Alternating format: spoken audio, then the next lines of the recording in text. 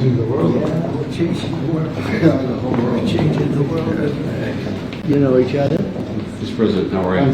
Good to see you. Welcome, thank you. Nice to see you again. Okay. Hi, President Pam Bondi. Nice to see you. Nice to see you. And, Hi, Mr. President. Good to see you. Yes. I'm Susie Lyons. Very nice to meet you. Nice to meet you. My thoughts. Nice to meet you. Please, what was that? Yeah. Thank you. Good to meet you. Thanks.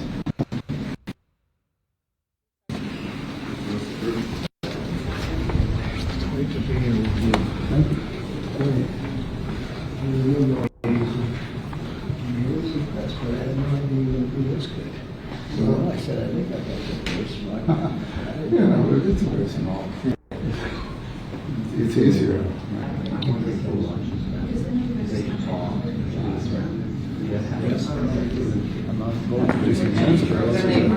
Demanded the people wanted to change everything, and they wanted to. They demanded. They love you. They love what you do. You know, I'm not for your support. I want them to do. You know, for homegrown criminals next. Yeah. I said, homegrowns are next. The homegrowns built. You got to build about 5 more places. Yeah, that's fair. All right. It's not big enough. No, yeah. Come on. So this is a much different office than you remember. Look. This is done. Oh, you know what we'll do? Steve, you want to pull that curtain? He's appropriate to do it because he's doing such a good job. Thank you, Mr. President. You've seen it with television. Yeah, you put up the. Look at that. Yep, that's the original. Wow. There are 3 of them. That's cool. Yes, That's yes. because the light. Yeah, so you have to cover it. Right? Yeah, well, the light Museum say light. affects it. I don't know if that's true or not. It's true. It's true. Yeah. They certainly tell me it is. Yeah. Come on.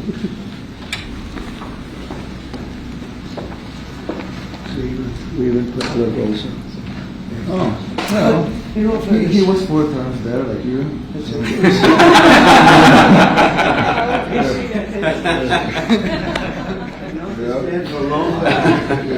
He's matured very nicely. He's a smart guy, right? Sir, we're going to do a photo of you Okay. two first, and then we'll have the VP come in just after.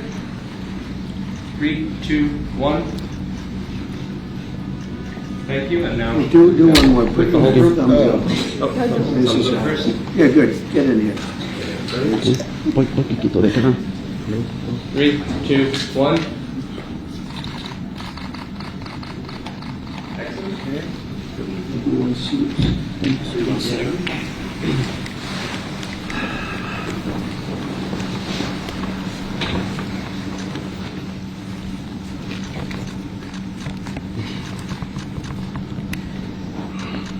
Thank you. Okay, go ahead. Take it down. Okay. This is your man, right? He's Yeah. supposed to be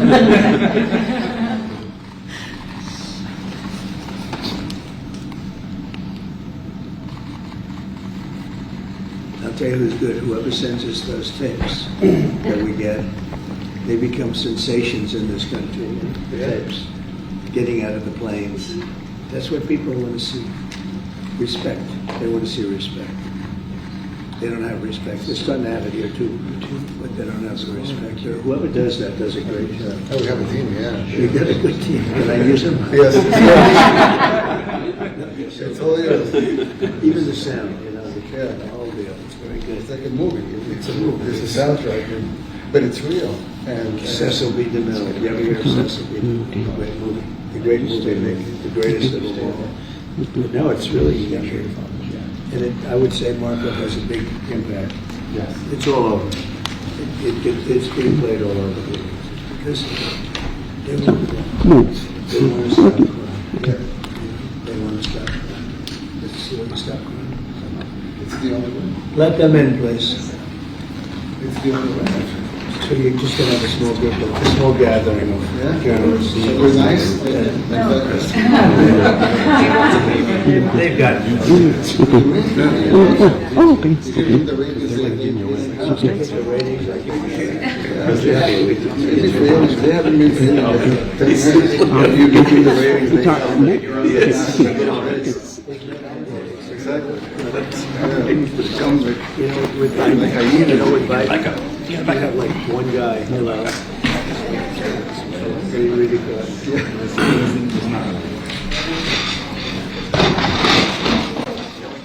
Careful, watch the Oval Office. Watch the Resolute desk. We don't want it, we just sent it out first.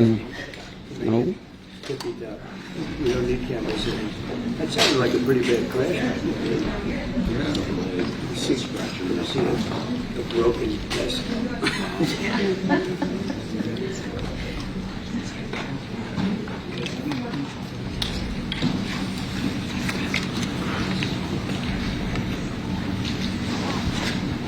Well, thank you very much. It's an honor to have a friend of mine because we went through this together and got along very well for my entire period of time.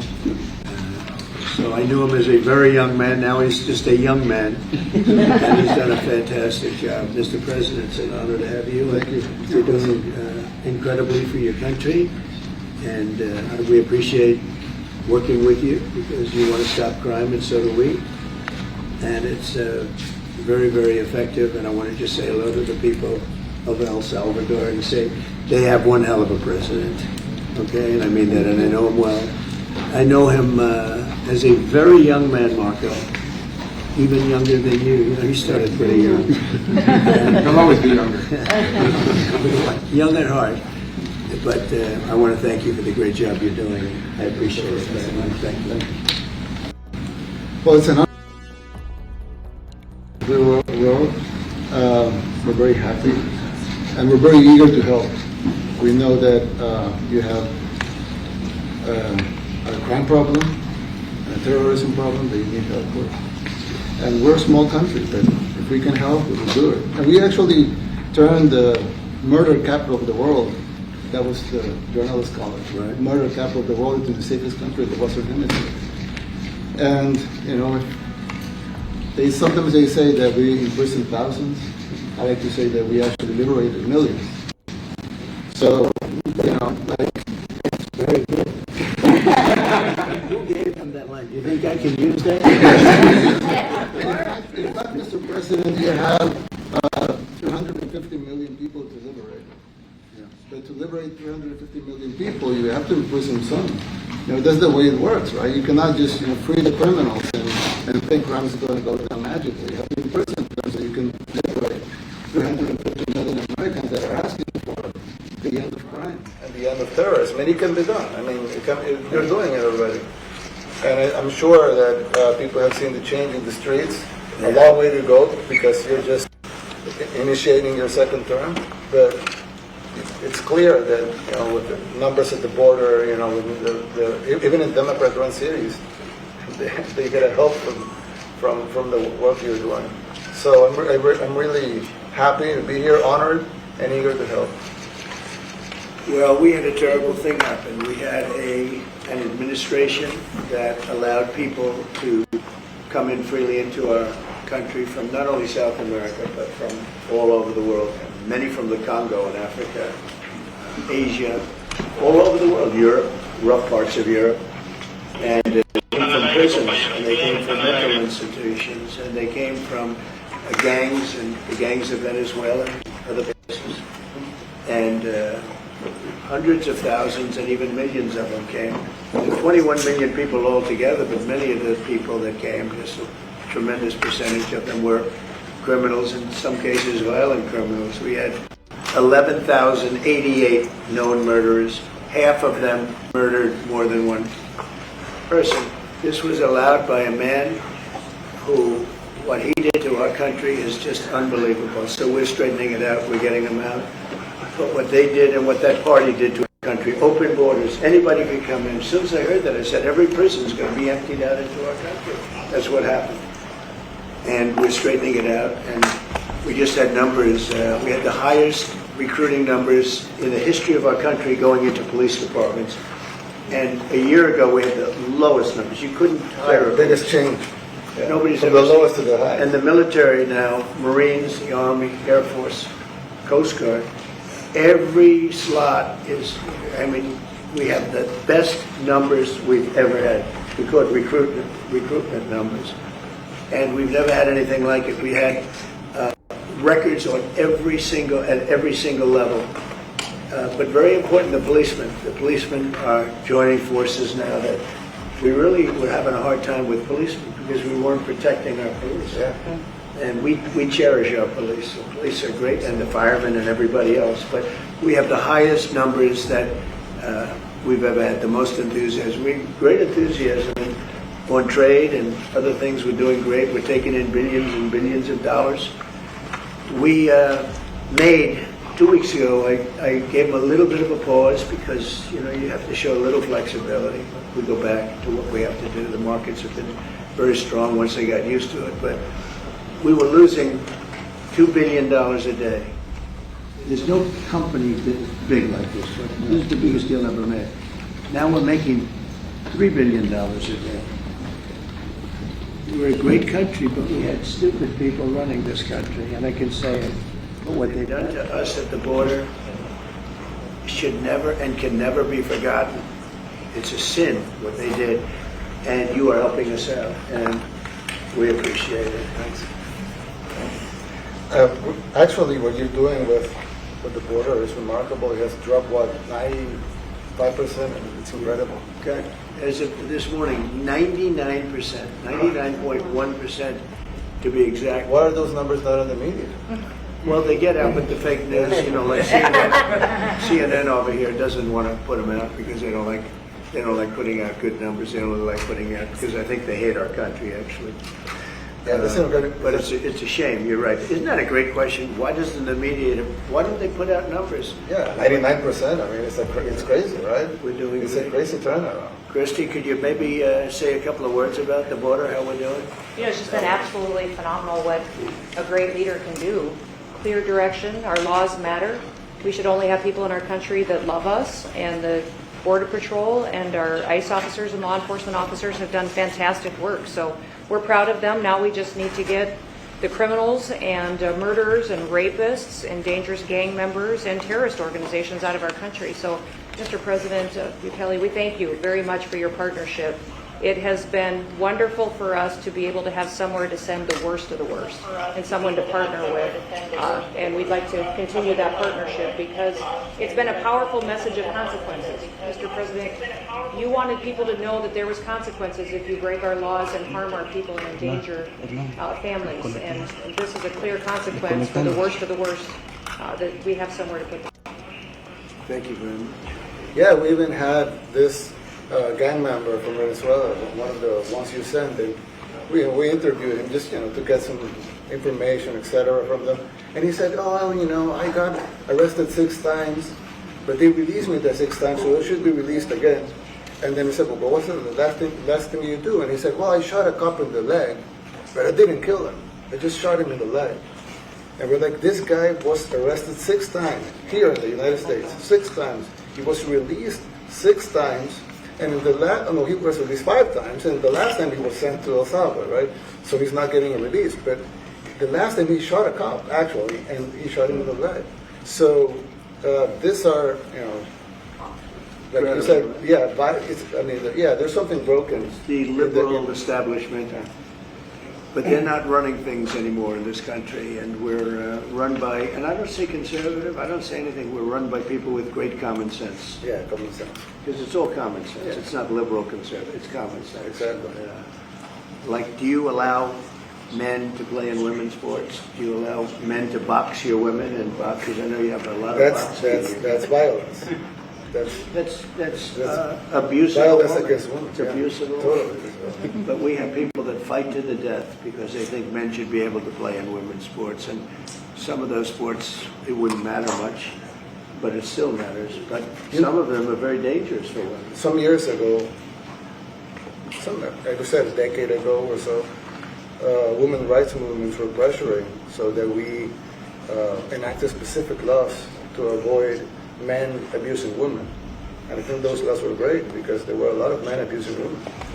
But now some of the same people are trying to backtrack on that and actually trying to make new laws allowing men to abuse women in sports. So actually that doesn't make sense.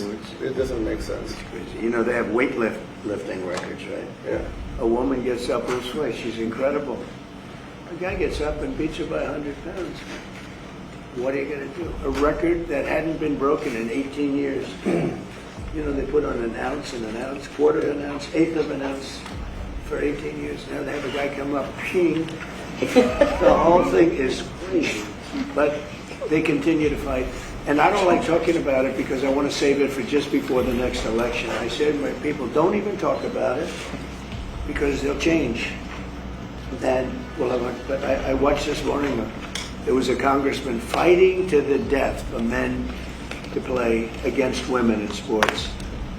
And you say to yourself, why? What are they doing? What are they doing? But your country's not too big in that. No, of course not. We're big in protecting women. Good. That's right. It's a very important form of protection, too. And as you can see, most of my cabinet are women, so... That's impressive. Yeah, yeah. And that's why you're And they're not DEI hires or anything. They're just great at what they do.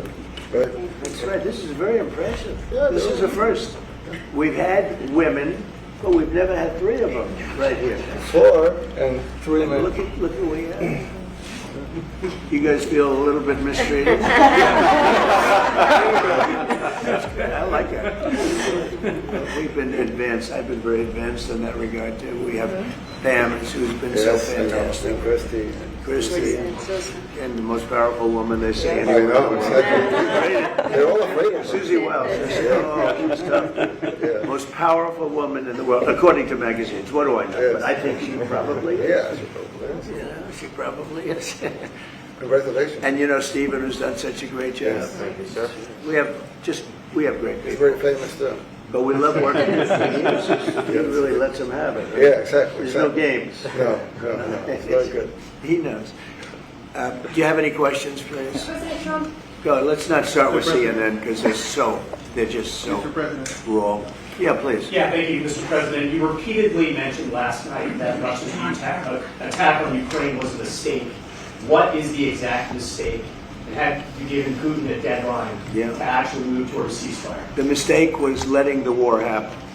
If Biden were competent, and if Zelensky were competent, and I don't know that he is. We had a rough session with this guy over here. He just kept asking for more and more.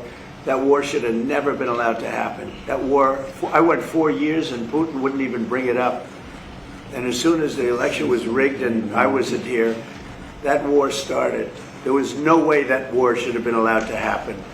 And Biden should have stopped it. And you take a look at Putin. I'm not saying anybody's an angel.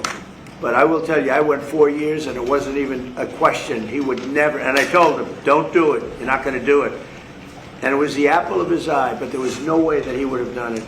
All you had to do is lower oil prices. If you lowered oil prices, Biden kept the prices so high because he made it impossible to get it. If you lowered oil prices, you wouldn't have had the war. But you wouldn't have had it with me anyway. That war would have never happened. And I think it's a great abuse. So now what do? You get a country where 25% of its land is gone, and the best locations, where millions of people are killed. You know, you haven't reported accurately the death. And this was Biden's war, and I'm trying to stop it. And I think we're going to do a good job. I hope we're going to do it. They lose 2,500 young people a week, think on average. Now they're Russians and they're Ukrainians, but it's 2,000. We don't care. It's like whatever it is. They're not from your country. They're not from mine. But I want to stop it. 2,500. It's a killing field. It's like the Civil War. You take a look. I look at the satellite pictures. This should not be happening in our time. Of course, our time can be pretty violent, as we know. But that's a war that should have never been allowed to start. And Biden could have stopped it, and Zelensky could have stopped it, and Putin should have never started it. Everybody's to blame. Have you spoken to President Zelensky, sir, about his offer to purchase more Patriot missile batteries? Oh, I don't know. He's always looking to purchase missiles. You know, he's against. Listen, when you start a war, you got to know that you can win the war. Right? You don't start a war against somebody that's 20 times your size and hope that people give you some missiles. If we didn't give them what we gave, remember, I gave them javelins. That's how they won their first big battle with the tanks that got stuck in the mud, and they took them out with javelins. They have an expression that Obama at the time, Obama gave them sheets and Trump gave them javelins. But just something that should have never happened. It's a really shame. The towns are destroyed. Towns and cities are, largely destroyed. They have the spires, the beautiful spires that go up. They say that we're the most beautiful in the world in Ukraine for whatever reason, but the most beautiful in the world, they're mostly laying on their side, shattered and broken. And most importantly, you have millions of people dead. Millions of people dead because of 3 people. I would say 3 people. Let's say Putin, number 1. But let's say Biden, who had no idea what the hell he was doing, number 2, and Zelensky. And all I can do is try and stop it. That's all I want to do. I want to stop the killing. And I think we're doing well in that regard. I think you'll have some very good proposals very soon. Last question, sir. Have you attributed a motive, sir? Have you attributed a motive through the FBI investigation behind the attack on Governor Josh Shapiro over the weekend? No, I haven't, but the attacker was not a fan of Trump, I understand, just from what I read and from what I've been told. The attacker basically wasn't a fan of anybody. It's probably just a whack job. And certainly a thing like that cannot be allowed to happen. Good relation with President Bukele, the best guarantee that this time you won't terminate the temporary... I have a great relationship with this man. I have the best relationship with him. We've known each other. I've known him since he was a very young man, as I said, very, very young, and I was impressed. I said, look here, this guy is, in fact, you sort of look like a teenager. You look like a teenager. I said, I don't know if that's good or bad, Mr. President. He grew up well in the last 5 years. Do you support the extension for nationals of El Salvador under I support him. status? Do you plan to ask him? How important is it for you to send? Go ahead, let's hear the question from this very low-rated anchor at CB. Thank you, President Trump. Do you plan to ask President Low-rated. Bukele to help return the man who your administration says was mistakenly Which one is it? deported? The man who was mistakenly deported to El Salvador? Well, let me ask Pam, would you answer that question? Sure, President. First and foremost, he was illegally in our country. He had been illegally in our country. And in 2019, 2 courts, an immigration court and an appellate immigration court, ruled that he was a member of MS-13 and he was illegally in our country. Right now, it was additional paperwork had needed to be done. That's up to El Salvador if they want to return him. That's not up to us. The Supreme Court ruled, President, that if, as El Salvador wants to return him, this is international matters, foreign affairs, if they wanted to return him, we would facilitate it, meaning provide a plane. So will you return him, President Bukele? You are doing a great job. Thank you, ma'am. President. Stephen Miller, wait a minute. Could you just also respond to that question? Because, it's asked by CNN, and they always ask it with a slant, because they're totally slanted, because they don't know what's happening. That's why nobody's watching them. But would you answer that question also? Yes, gladly. So, as Pam mentioned, there's an illegal alien from El Salvador. So, with respect to you, he's a citizen of El Salvador. So, it's very arrogant even for American media to suggest that we would even tell El Salvador how to handle their own citizens as a starting point. As 2 immigration courts found that he was a member of MS-13. When President Trump declared MS-13 to be a foreign terrorist organization, that meant that he was no longer eligible under federal law, which I'm sure you know, you're very familiar with the INA, that he was no longer eligible for any form of immigration relief in the United States. So we had a deportation order that was valid, which meant that under our law, he's not even allowed to be present in the United States and had to be returned because of the foreign terrorist designation. This issue was then, by a district court judge, completely inverted, and a district court judge tried to tell the administration that they had to kidnap a citizen of El Salvador and fly him back here. That issue was raised to the Supreme Court, and the Supreme Court said the district court order was unlawful, and its main components were reversed 9-0 unanimously, stating clearly that neither Secretary of State nor the President could be compelled by anybody to forcibly retrieve a citizen of El Salvador from El Salvador, who again is a member of MS-13, which, as I'm sure you understand, rapes little girls, murders women, murders children, is engaged in the most barbaric activities in the world, and I can promise you, if he was your neighbor, you would move right away. So you don't plan to But the ask for Supreme any help Court's to get asking it back? to. And Is that- what was the is ruling that your in the position? Supreme Court, Steve? Was it 9-0? Yes, it was a 9-0 In our favor. in our favor against the district court ruling, saying that no district court has the power to compel the foreign policy function of the United States. As Pam said, the ruling solely stated that if this individual, at El Salvador's sole discretion, was sent back to our country, that we could deport him a second time. Well, No version of this legally ends up with him ever living here because he is a citizen of El Salvador. That is the president of El Salvador. Your questions about it, per the court, can only be directed to him. I asked Se lo President liberaría al Bukele, presidente what is Bukele? can President Bukele weigh in on this? Do you plan to return him? Well, I'm supposed to not suggesting that I smuggle a terrorist into the United States, right? It's always how here. can I return him to the United States? Like I smuggle him into the United States, or whether, of course, I'm not going to do it. It's like, the question is preposterous. How can I smuggle a terrorist into the United States? I don't have the power to return him to the United States. So you could release him inside El Salvador. Yeah, but I'm not releasing, we're not very fond of releasing terrorists into our country. We just turned the murder capital of the world to the safest country of the Western Hemisphere, and you want us to go back into releasing criminals so we can go back to being the murder capital of the world? That's not going to happen. Well, they'd love to have a criminal, released into I mean, there's a fascination. They would love it. But yeah. They're sick. These are sick people. Marco, do you have something to say about Yeah, I mean, Stephen outlined it. I don't understand what the confusion is.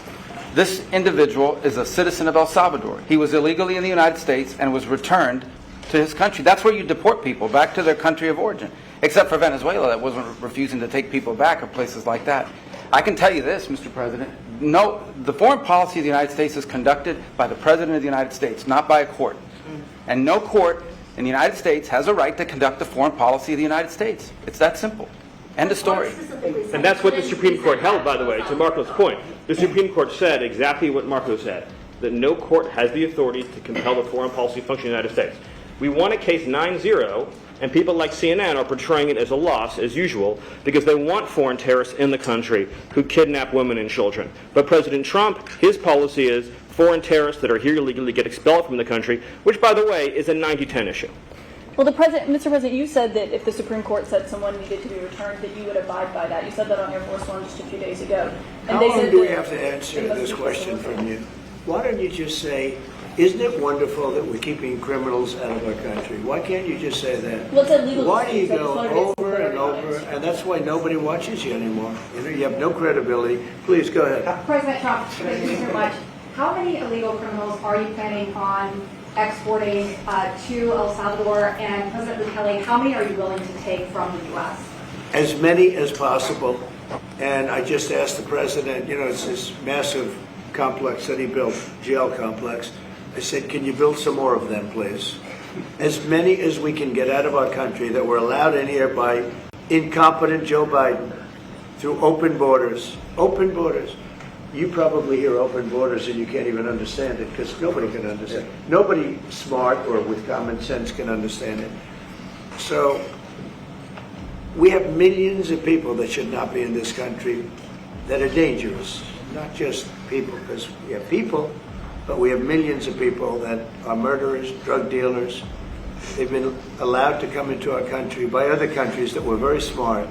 When they heard this very low IQ president, and by the way, I took my cognitive exam as part of my physical exam, and I got the highest mark, and one of the doctors said, sir, I've never seen anybody get that kind of, that was the highest mark. I hope you're happy with that. Although they haven't been bugging me too much to take a cognitive, but I did do my physical and it was released. I hope you're all happy with it. I notice there's no question, so probably you are. But the cognitive, they said to me, sir, would you like to take a cognitive test? I said, did Biden take one? No. Did anybody take one? No, not too many people took them. I said, what about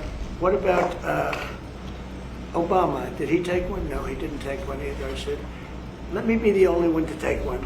But I've actually taken them 3 times already. I like taking them because they're not too tough for me to take.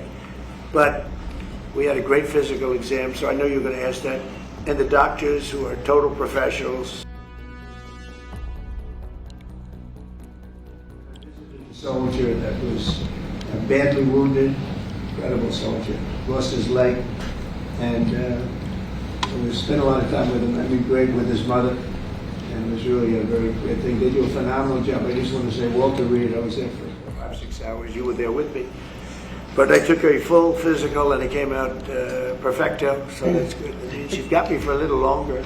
Would the U.S. be willing to pay for those facilities to be opened if new ones were to be built? I'd do something. We'd help them out. Yeah, we help them.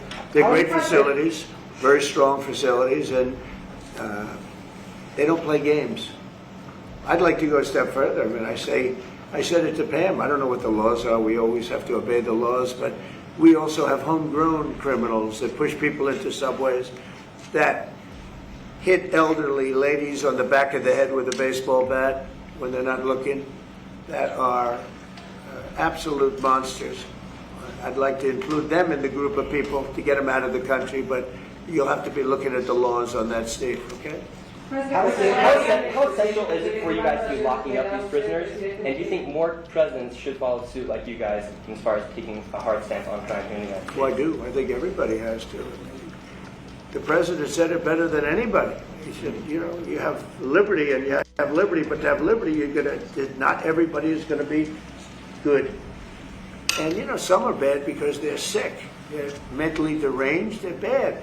Why do you think then you have to take them, if you're going to have a country, you're going to have to take those people out. And we've been doing that. But this was like an unforced error, they would call it, where we had people that may hate our country, or maybe they're just stupid people. I think they're probably stupid people more so. A lot of people said they did it for the vote. But I did better with Hispanic people than they did, because I always use Hispanic. I did better. You people love me. I saw my poll numbers in your country up through the roof, right? 91%. Some people think they do it for the vote. But they don't have to do it for the vote. They cheat, you know, they're professional cheaters. That's about the only thing they do well. So we just have had a great relationship, and it's become bigger because of a strange thing that happened. You know, I came back, we had no war in Ukraine, we had no October 7th Middle East problem, we had nothing, we had no inflation, we didn't have the Afghanistan most embarrassing moment in the history of our country, the Afghanistan, not withdrawing, because I would have been, you know, I had it all set to bring people out with dignity and pride. That was the worst, most embarrassing moment in the history of our country, Afghanistan. We didn't have any of that. You wouldn't have had the war with Russia, Ukraine. You wouldn't have had the Middle East problem because Iran was broke. They had no money because we had secondary sanctions on and lots of other sanctions. And now every single thing, a problem with Iran, but I'll solve that problem. That's almost an easy one. We got to solve a war that should have never started, Ukraine and Russia, and we'll get that solved. And we have to solve problems, and we already solved inflation. You know, if you look at the numbers are incredible, actually.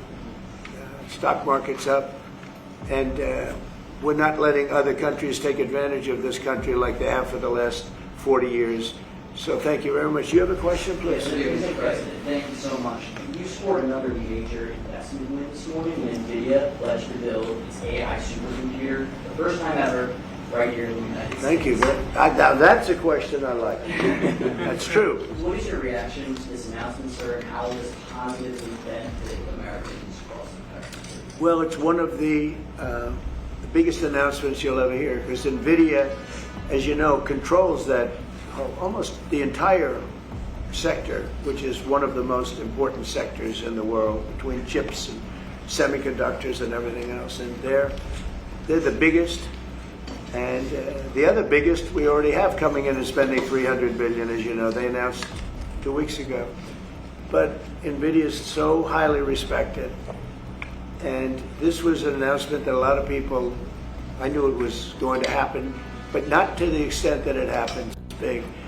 And the reason they did it is because of the election on November 5th and because of a thing called tariffs, as I say, the most beautiful word in the dictionary. After love, God, relationship, the press actually hit me. I said, tariff is the most beautiful word in the dictionary. What about family, love, God.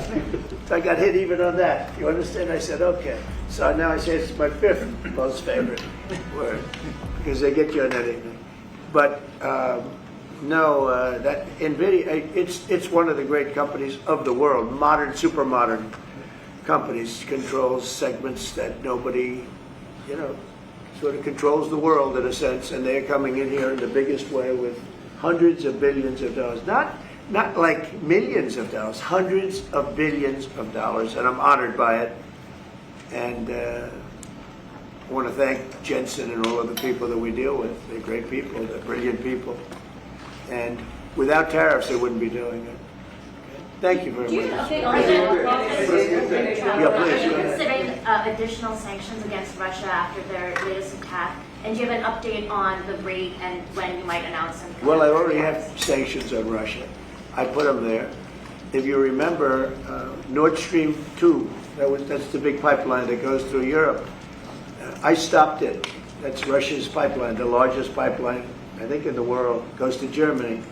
And I stopped it. And when Biden came in, he approved it. And then they say, oh, I'm friendly with Russia. No. Putin said, if you're my friend, I'd hate to see you when you're my enemy. I stopped the biggest economic job they ever had. I stopped it cold, right? It was dead. You know that, right? And Biden came in and he immediately approved it. What was that all about? Sanctions, sir? And it's a pipeline that takes care of a lot of the needs. Now, it was a very controversial thing, but I stopped it, and Biden approved it. Question? On tariffs? No, not you. Not you. Semiconductor tariffs and potentially pharmaceuticals. What? Semiconductor tariffs and potentially pharmaceuticals. Pharmaceuticals we're going to do. We don't make our own drugs, our own pharmaceuticals. We don't make our own drugs anymore. The drug companies are in Ireland and they're in lots of other places, China. And all I have to do is impose a tariff. The more, the faster they move in. The higher the tariff, it's very serious. It's inversely proportional. The higher the tariff, the faster they come. And we're going to be doing that. That's going to be like we have on cars. We have, as you know, a 25% tariff on cars. We have a 25% tariff on steel and aluminum. And that's what that category fits right now. Do you have a percentage in mind and a timeline? I have a timeline, not too distant future. We're doing it because we want to make our own drugs. We're doing it because we want to make our own steel and aluminum, lumber, other things. And they're all coming in. We have record numbers, $7 trillion. Since I announced, like a month and a half ago, since I came in, we have over $7 trillion being invested in the country. We didn't have $1 trillion. We didn't have $500 billion for some of these guys. I didn't know what the hell they were doing. So we have the largest investment that we've ever heard of, and we're only 2 months in. And that'll continue at levels that you've never seen before. It's what's going to happen. And even the stock market's up today. We also had, a lot of people didn't say it the way it was. We had the largest gain in the stock market in history on every single category last week. That was a nice game because we're getting lily. Because people didn't understand the power of our country economically if you use it right. Do you have something to say on that, JD? Yes, sir. I mean, look, for 40 years we have lost manufacturing capacity. Workers have seen their wages stagnate. And some of the most critical things that we need, from the pharmaceuticals, the drugs that we give to our children, the antibiotics that we give to our kids, to the weapons that we actually need to fight a war, if God forbid we had to fight a war, we don't make enough of that stuff. And so President Trump ran explicitly on changing that. Yes, as the President mentioned, it caused a little bit of disruption in the market, but I think over the long term, workers are going to benefit, stocks are going to go up, American businesses are going to benefit as we reinvest and reindustrialize our country. And the auto workers and the Teamsters and all of the unions, not traditionally Republican, but I'm winning those unions by, we're up 40, 50 points on the Democrats. They're losing everything. They're losing everything because they just have policies that are not believable. They fight for policies that are 5% popular. and nobody knows who the 5% are. I mean, nobody can find the 5%. But if you go back to Ohio, and by the way, we have the great championship team from Ohio coming in today, right? Very big day. And that's going to be a little bit later. And that'll be, if you want to stick around, I'll introduce you to some nice people. You'll see some very large people, right? You'll see some people that even you have not seen people like this. These are big, these are 6'7", 380 pounds with no fat. Okay, that's pretty good. But the team, the national championship team, is being honored today at the White House, so that'll be exciting. If you're around, you want to stay around, I'll have you up there. You can tell them all about your prison, how you have to behave. Mr. President, for businesses that want clarity, how who else? temporary are those exemptions? Go ahead, please. You said yesterday that you're making a decision on Iran very quickly. Yeah. What do you mean by that? Is that a decision? Well, they have to solve their problem very quickly. Iran wants to deal with us, but they don't know how. They really don't know how. We had a meeting with them on Saturday. We have another meeting scheduled next Saturday. I said, that's a long time. You know, that's a long time. So I think they might be tapping us along. But Iran has to get rid of the concept of a nuclear weapon. They cannot have a nuclear weapon. He can't have a nuclear weapon. Nobody can have, we can't have anybody having nuclear weapons, you know? We can't have nuclear weapons. And I think they're tapping us along because we're so used to dealing with stupid people in this country. And I had Iran perfect. You had no attacks. You would have never had October 7th in Israel, the attack by Hamas, because Iran was broke. They were stone cold broke when I was president. And I don't want to do, I want them to be a rich, great nation. The only thing is, one thing, simple. It's really simple. They can't have a nuclear weapon. And they got to go fast because they're fairly close to having one. And they're not going to have one. And if we have to do something very harsh, we'll do it. And I'm not doing it for us, I'm doing it for the world. And these are radicalized people, and they cannot have a nuclear weapon. Does that include a potential strike on Iranian nuclear facilities? Of course it does. Just a follow-up question, a clarification. You mentioned that you're open to deporting individuals that aren't foreign aliens, but are criminals, to El Salvador. Does that include potentially U.S. citizens, fully naturalized Americans? If they're criminals and if they hit people with baseball bats over their head that happen to be 90 years old, and if they rape 87-year-old women in Coney Island, Brooklyn, yeah, that includes them. What, do you think there's a special category of person? They're as bad as anybody that comes in. We have bad ones too.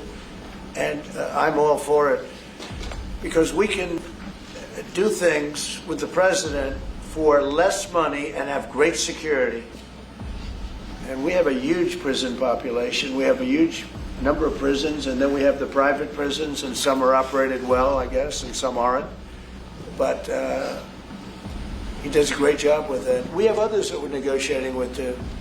But no, if it's a homegrown criminal, I have no problem. Now, we are studying the laws right now. Pam is studying. If we can do that, that's good. And I'm talking about violent people. I'm talking about really bad people. Really bad people. Every bit as bad as the ones coming in. And I made the statement when I heard about this a long time ago now, 4 years ago. When I heard that this guy was having open borders, I said every single criminal from all over the world is going to be dumped into our country. And that's what happened. Jails. The jails of the Congo were emptied out. The jails of Venezuela were emptied out. And you know what happened? Their crime went way down. But now Venezuela has other problems. You know what the problem is? They have no money. Yeah. Because I shut off their oil and we put secondary tariffs because they're not doing what's right over there. They know what to do. We spoke to them. I spoke to them. They know what to do. But they have no money. Venezuela has no money. But Iran had no money. And Iran behaved so beautifully. And then Biden took all those secondary tariffs and tariffs on. I told China, you can't buy oil. If you buy oil from Iran, China, I told it to President Xi, then we no longer want you to do business with the United States of America. And those ships disappeared from the harbor so quickly. China. Get along great with China. Are the talks with Iran productive? Do you want to continue that? The talks with Iran, do you believe those are productive? Do you want to continue that? I think Iran could be a great country as long as it doesn't have nuclear weapons. If they have nuclear weapons, they'll never get a chance to be a great country. They will never get a chance. It won't even come close. Sir, on tariffs. Yeah. Yeah, thank you. Yesterday you mentioned short-lived product exemptions. Which specific products are you considering, and how long is short-lived? Weeks, months? I'm looking at something to help some of the car companies where they're switching to parts that were made in Canada, Mexico, and other places, and they need a little bit of time because they're going to make them here, but they need a little bit of time. So I'm talking about things like that. What about any Apple products, other cell phones? Look, I'm a very flexible person. I don't change my mind, but I'm flexible. And you have to be. You just can't have a wall and you'll only go. No, sometimes you have to go around it, under it, or above it. There'll be maybe things coming up. I speak to Tim Cook. I helped Tim Cook recently, and that whole business. You know, I don't want to hurt anybody. But the end result is we're going to get to the position of greatness for our country. We're the greatest economic power in the world if we're smart. If we're not smart, we're going to hurt our country very badly. We lost with China over the Biden years trillions of dollars on trade. Trillions of dollars. And he let them fleece us.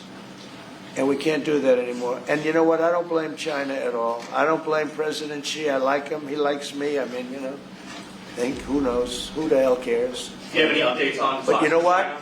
What? Do you have any updates with talks with China? You know, let me just tell you this.